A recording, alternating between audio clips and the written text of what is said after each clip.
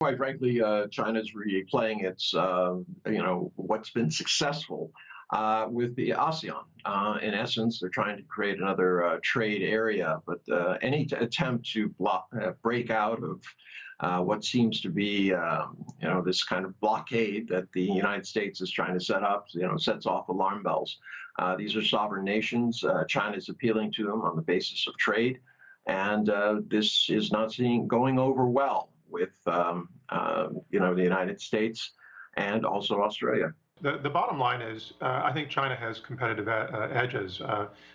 They've been going in and building solid relations. They don't have the difficult colonial or neo-colonial history that these countries feel, particularly the Solomon Islands feel vis-a-vis Australia or U.S. holdings in the South Pacific.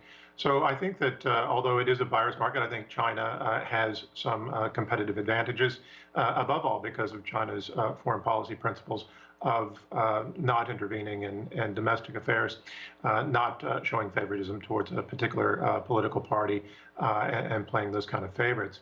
But I think that one of the things that we have to look at is where this is going over the next several months. We saw the IPEF. We saw this as a big splash this past week. We also saw the Prime Minister of New Zealand calling on the U.S. to return to the TPP.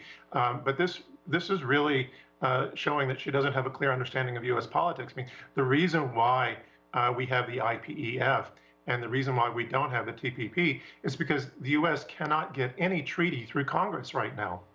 It's not just that Trump blew it up. It was doomed in U.S. Congress anyway. And so what we're looking at is this, incapacity of the U.S. to really make a firm commitment to only offer some sort of plan or program. So far 12 countries with only $50 billion in terms of the IPEF. So I think that if we look at long term, if we look at the warnings of recession, of the silent surge of COVID, all these things that are tipping right now, I think over the next 8 to 10 months, we're going to see the U.S. position really declining.